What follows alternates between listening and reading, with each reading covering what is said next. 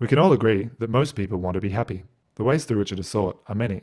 Through the attainment of material wealth, more money to buy new cars, fashionable clothes, and fancy electronic gadgets. It could be in the pursuit of pleasure, meals, romantic encounters, or adventurous holidays, and the list goes on. Studies have shown that even lottery winners, if unhappy before their gains, will return to a state of dissatisfaction despite their material wealth. There are many who trade their lives for work toward the attainment of success and material things, the house, the car, the holidays, but still feel unfulfilled. Luckily, a psychologist with the hard-to-pronounce name Mihai Csikszentmihalyi discovered something that made many people across time feel great levels of happiness and engagement in life, a concept he called flow. The good news is that it is something everyone can experience, and the opportunities to experience flow are abundant. When I'm editing these vlogs, a process that takes about 4 to 6 hours, I often find myself in a sort of super focused state, where it almost seems like my awareness is merging with my actions on the computer. And the next thing I know, I'm feeling lightheaded because hours have passed and I've completely forgot to eat dinner and now it's 1 a.m. There's a psychological term for this feeling, and it's called flow. It's a concept introduced by Hungarian psychology professor Mihai Csikszentmihalyi when he became fascinated by how artists got lost in their work. When Csikszentmihalyi talked to painters or athletes or scientists, they all described to him similar feelings of heightened focus. One composer described it like this: "You are in an ecstatic state to such a point that you feel as though you almost don't exist. My hand seems devoid of myself and I have nothing to do with what is happening. I just sit there in a state of awe and wonderment, and the music just flows out of me." It was this continual reference to the image of being in a river or water flowing that gave Csikszentmihalyi the name for his phenomenon, and it seems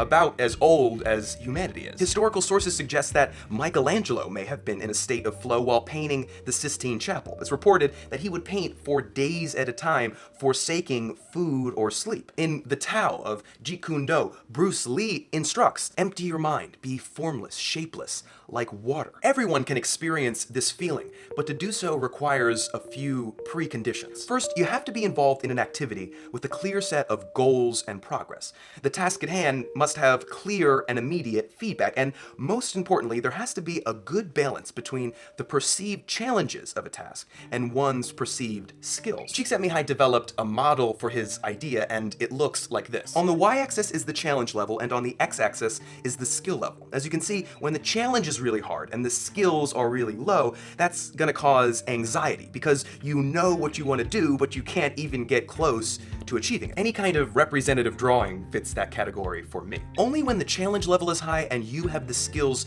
to match can a state of flow be achieved. The composer I quoted above had been working at his craft for decades. The process was second nature to him. A pro athlete who gets in the zone, another synonym for flow, practices for the balance of his life. I've been video editing for 10 years, and because of all those years of hard-earned technique, I can see what I want to do like a mechanic can see how the pieces of a car should come together. And like a mechanic or a composer or an athlete, I'm forced to push myself into new territory because the challenges eventually get easier and I fall back into a state of control. When writing fiction, I waver somewhere between arousal and anxiety. It'll be many more years, I suspect, before my talent matches the gargantuan task of writing, and I can slip into that space where the mutinous nest of my thoughts resolves into the lovely shapes I admire in other writers. The key point here is that flow is possible in so many areas of experience: art, science, sports, at work, in business or law or medicine.